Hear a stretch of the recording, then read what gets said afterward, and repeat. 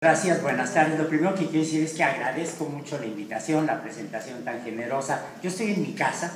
a mí me conmueve enormemente el esfuerzo que tiene la UNAM por crear campus en otras partes del país, porque todos ustedes saben que uno de los grandes problemas que tenemos en la nación es el hecho de que los recursos económicos, mucho de la riqueza social, la actividad cultural, el trabajo científico están concentrados en el centro de la nación, en la Ciudad de México. Y yo creo que esa es una forma extraordinariamente antidemocrática de organizar un país. Y yo creo que una de las grandes virtudes que ha tenido la UNAM como institución es el hecho de que al multiplicar sus campus a lo largo y ancho del territorio nacional, lo que está haciendo es enriquecerse no solo con los profesores o los estudiantes que puedan ir de la Ciudad de México, sino sobre todo con los jóvenes de las localidades a donde va. Y creo que con esto se cumple una de las tareas fundamentales que toda universidad tiene que tener, que es finalmente la democratización de la cultura. Y esa democratización de la cultura es en realidad una de las responsabilidades básicas que tiene el Colegio Nacional. Como bien decía Raúl en la presentación, esta es la primera vez que yo llego aquí como miembro del Colegio Nacional, que es una distinción enorme que se me hizo. Quisiera decir que la última vez que estuve aquí, mi queridísimo amigo Carlos Valverde, que está por allí, dijo: ¿cuándo entras al Colegio Nacional? Y dije: no te preocupes, nunca voy a entrar. Bueno, su voz fue de profeta, así que esta charla está dedicada a él, porque tuvo una visión de pitonisa.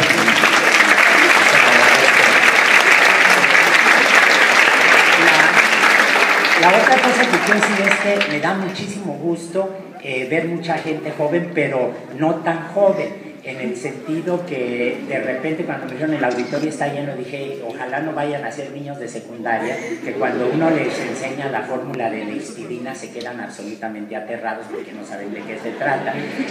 Lo que voy a tratar de hacer de hoy es compartir con ustedes no solo el impacto que ha tenido el reconocimiento de las moléculas de RNA en el origen y la evolución temprana de la vida, que en realidad es un fenómeno relativamente reciente, la manera en que lo hemos percibido, sino sobre todo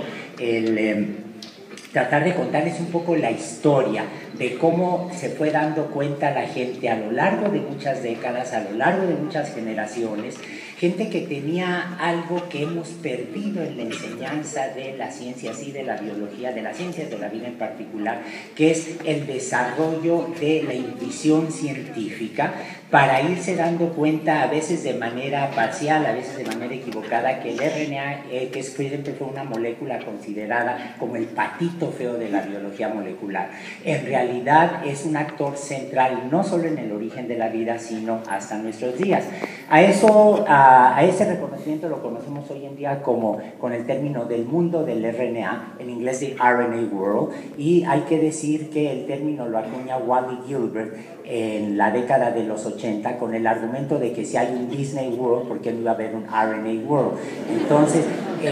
a veces atrás de los juegos de palabras hay metáforas más complejas o prejuicios o aciertos más elaborados de lo que uno se puede imaginar. Bueno, la otra cosa que quisiera decir es que todos sabemos que febrero es un mes en el que, aparte del Día de la Amistad y estas cosas, se celebra lo que es infinitamente más trascendente, que es el aniversario del nacimiento de Charles Darwin. Y todos ustedes saben que Darwin, cuando publica en 1859 El origen de las especies, marca un hito no solo en la biología, no solo en la evolución, sino en realidad en todas las disciplinas, en toda la vida intelectual, cultural, primero de Occidente y de todo el mundo. En realidad, la publicación de El origen de las especies representa un parteaguas en nuestra visión de lo que es el mundo, lo que es la humanidad, lo que somos nosotros mismos. Y también, como todos ustedes saben, Darwin, en El origen de las especies, nunca habla directamente del origen de la vida. Lo que sí hace Darwin es describir con mucho detalle cómo se da el proceso de diversidad biológica a través de la selección natural, y con una inteligencia absolutamente deslumbrante, con una capacidad de síntesis absolutamente envidiable. Darwin dice, bueno, yo veo hoy en día especies contemporáneas como en este árbol hipotético que él dibuja en una de las páginas de sus cuadernos de notas, que lo pueden bajar de la red, y hace algo que creo que es extraordinariamente interesante y una lección que todos deberíamos tomar en cuenta cuando nos dedicamos a una carrera científica o que tiene que ver con las ciencias de la vida. Darwin dice, supongamos que nosotros tenemos 3 especies contemporáneas que están aquí representadas con líneas gruesas, y si yo comparo la morfología, la conducta, la distribución ecológica, el desarrollo embriológico, el marcador que ustedes quieran, yo puedo deducir que estas 2 especies divergieron de un ancestro que era, a su vez, diverge del ancestro de esta otra especie, y de esa manera muy sencilla está reconstruyendo el pasado evolutivo de estas 3 especies hipotéticas. Pero a mí lo que me gusta mucho de este dibujo es el hecho de que la relación evolutiva entre estas especies está marcada con líneas punteadas, y todos sabemos que líneas punteadas es una forma de representar gráficamente una hipótesis. No se olviden que cuando en biología evolutiva hablamos de una filogenia, proponemos un esquema histórico del desarrollo de grupos biológicos o de un rasgo, como pueda ser la forma de los organismos, o como pueda ser el funcionamiento del sistema nervioso, etc. No se olviden que lo que estamos haciendo es una hipótesis, y nuestra hipótesis puede ser correcta o puede estar equivocada. Y yo creo que una de las grandes lecciones que nos deja este dibujo es precisamente esa medida precautoria, esa señal de precaución que debemos tomar en cuenta. La otra cosa que es absolutamente encantadora de esta página es que todos ustedes saben que Darwin entró a estudiar medicina en Edimburgo, no pudo con la facultad de medicina, le costaba mucho trabajo, de hecho se vomitaba cuando tenía náuseas que no podía controlar, cuando veía la sangre o la olía, el olor de la sangre le producía una repulsión extraordinaria. Tuvo que salir corriendo de un quirófano cuando le tocó atestiguar una cirugía a un niño o una niña de 8 años en una época en la que no había anestesia, y como él finalmente dijo, le chocaba la idea de tener que levantarse muy temprano con un pésimo desayuno escocés para ir a clases. Eventualmente Darwin encontró su camino, que era las ciencias naturales, que era el estudio de la diversidad biológica, de las piedras, de las rocas, etc. Pero como pueden ver ustedes en esta página de sus notas, aunque nunca fue médico, sí conservó la letra de cirujano hasta el porque créanme, es muy difícil poder realmente traducir a Darwin. Bueno, Darwin escribe en algunas de sus obras, y está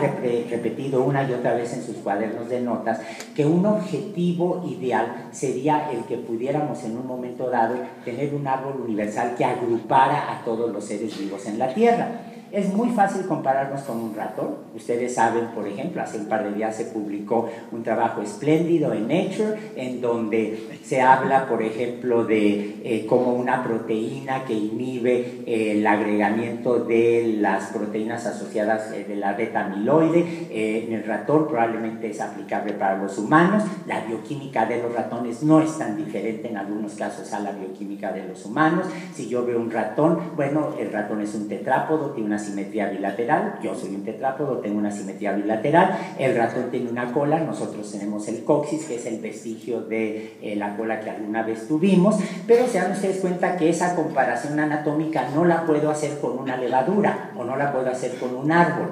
y en realidad no es sino hasta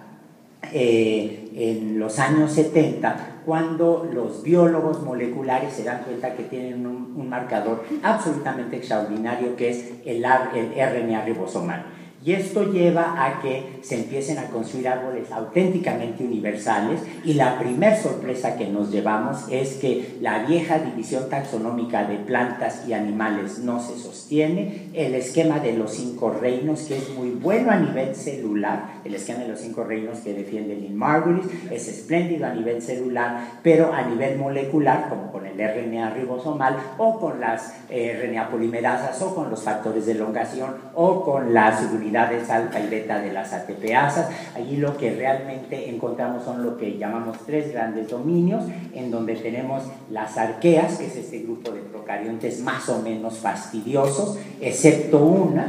que vive en las encías, que produce gingivitis, una metanógena. No tenemos ninguna arquea que esté interaccionando con humanos como patógeno, entonces las estudiamos muy poco durante muchos años. Luego tenemos las bacterias, donde tenemos las bacterias, es que de ladito no se ve muy bien, tenemos las bacterias donde están todo ese grupo de procariontes que son muy familiares para todos nosotros, y luego los eucariontes, donde nosotros estamos en una de las ramitas laterales, y como animales tenemos como grupo hermano a los hongos, lo cual siempre me encanta subrayar, porque los vegetarianos sin ningún problema se pueden echar una quesadilla de hongos y se están comiendo lo más cercano a la carne que hay en la vida. Bueno, uno de los rasgos fascinantes de este árbol evolutivo es que se dan cuenta que todos los seres vivos están agrupados aquí, independientemente de su morfología, independientemente de su bioquímica, independientemente de su organización celular, y se dan ustedes cuenta que todos provenimos de un ancestro común, al que llamamos obviamente en inglés, the less common ancestor, el último ancestro común, o algunos de mis colegas le llaman LUCA, less universal common ancestor, da un poco lo mismo, pero todos somos descendientes en realidad de una población ancestral que creemos vivió hace unos 4.000, 3.800 millones de años. Lo que quisiera enfatizar es que en realidad el origen de la vida está mucho más abajo. Si yo trazo un árbol evolutivo como el que están ustedes viendo aquí, si lo dibujo como una representación cuantitativa de la cercanía de las secuencias de la macromolécula que estoy tomando como un marcador filogenético, en realidad el origen de la vida está más abajo de los cimientos de este auditorio. Es decir, cuando yo comparo las formas de vida más antiguas que veo en el planeta, me estoy asomando a un nivel extraordinario de conservación de una serie de rasgos bioquímicos, genéticos, de expresión de la información de los genes, etc. Pero estoy extraordinariamente lejos del origen de la vida. Sin embargo, algo que en lo que voy a insistir enseguida a lo largo de toda la charla es que en los seres vivos, en las secuencias de DNA, pero sobre todo también en los rasgos bioquímicos, tenemos una suerte de fósil molecular que nos permite asomarnos a etapas muy tempranas de la evolución, anteriores incluso a la aparición del DNA, pero nunca tocar directamente el origen de la vida. Entonces, en realidad, esta es una charla donde me voy a referir a una serie de limitaciones enormes que tenemos para acercarnos a la cuestión del origen de la vida. Y como todos ustedes saben, muchos creemos que la aproximación más válida al origen de la vida viene del trabajo de Alexander Ivanovich Opalka.